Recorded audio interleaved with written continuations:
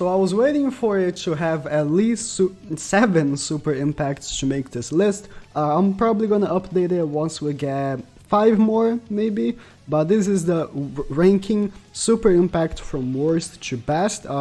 This is strictly for PvE because the new PvP has not come out yet, so we don't know how good these units are gonna be in there. If it was a PvP list, Sasuke would be number 1, but he is in the last position. As you can see, he's the one that I'm starting with.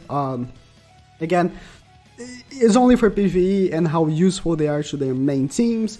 So let me start off with Sasuke at number 7. He is the worst super impact for PvE. It comes to no shock for people. He was like, people probably have the mentality of, wow, Sasuke is the best unit in the game. Like, I see him on PvP all the time, or at least I saw him on PvP all the time, because as the meta was on PvP, his mobilization was great. But for PvE, have you ever noticed how he is on PvE? Let me show you. 5.2 to 1 enemy range, knocks them back, removes barrier and perfect dodge. He doesn't do anything, he just does damage. And other than that, he doesn't, again, do anything. The ultimate gives you a 10% chance to dodge. If his ultimate gave him damage reduction, I would give him a pass, but 10% chance, this is terrible.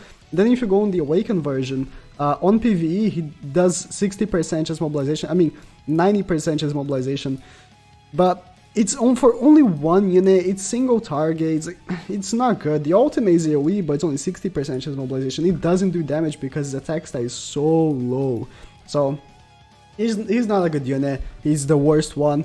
But I would say he has utility. He has the field attack boost, which is actually pretty decent, 250. I think Wisdom doesn't have many, so.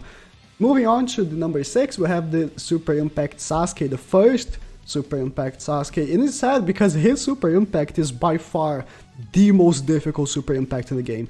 No other Super Impact. Like, even to this day, I have Final Valley Naruto, and this Super Impact takes me like 20-30 minutes to complete. It's so annoyingly difficult.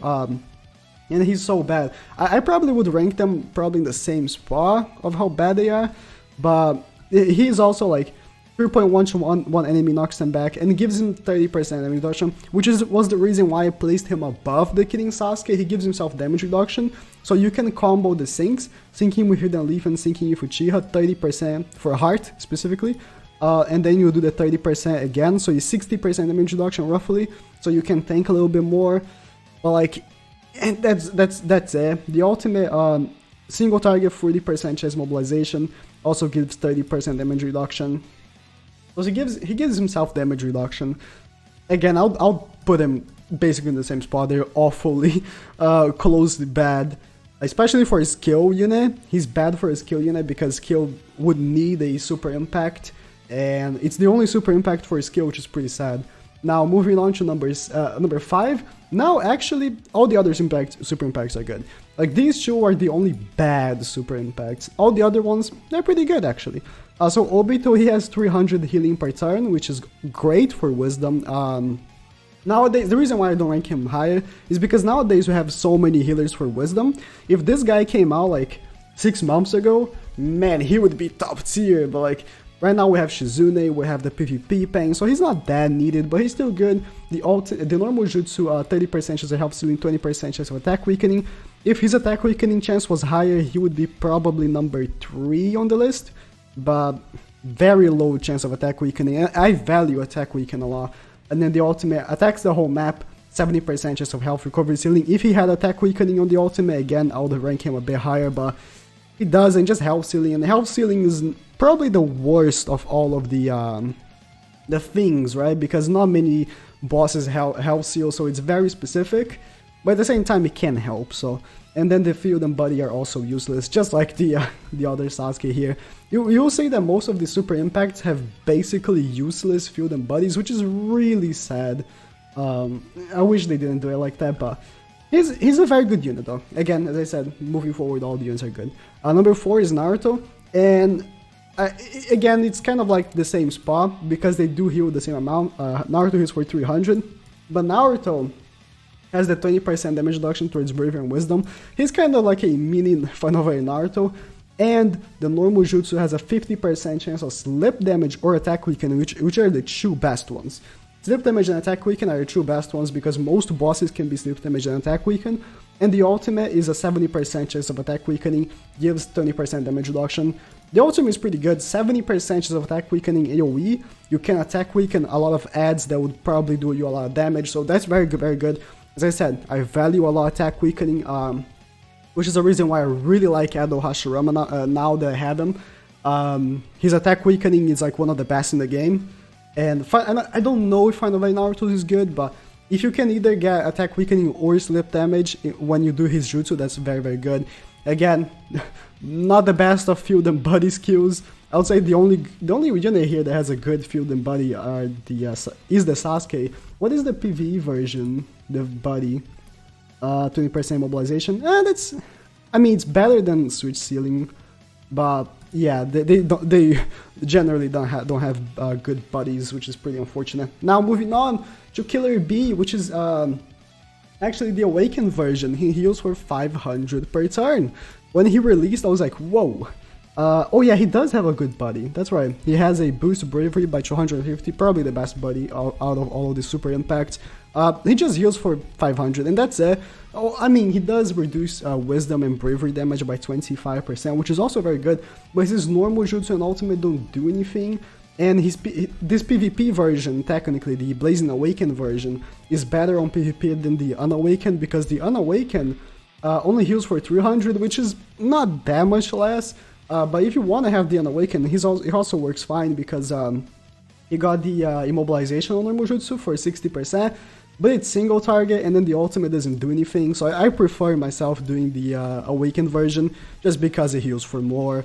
And there's no reason why not to. And he also has the damage reduction abilities, which once he's not Blazing Awakened, he doesn't have the damage reduction. But I guess if you wanna go for the lowest rate of getting immobilized, but other than that, not much.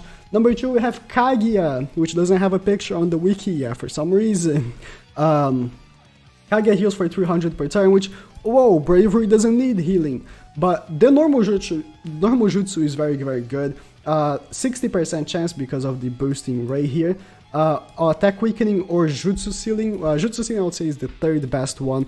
I don't like immobilization that much because bosses can be immobilized, but some bosses can be jutsu sealed, very rarely, but they can. And they all can be attack weakened, so if you can get the attack weakening to proc, very, very good. Then the ultimate's 10 times towards 1, and then 65 or 85 with the abilities. Chance of attack weakening or immobilization, which attack weakening, again, very, very good for 5 turns, which is a good amount. And of course, normal jutsu, I don't know if I mentioned, but it's AoE actually. It's a very, very good unit. And on top of that, she does heal, but what does the Awakened version do on PvP? I didn't check before doing this. Nothing. Okay, it doesn't do anything. So the Unawakened version is better, which makes sense. The Unawakened version is supposed to be the PvE one, and the Awakened version is supposed to be the PvP one.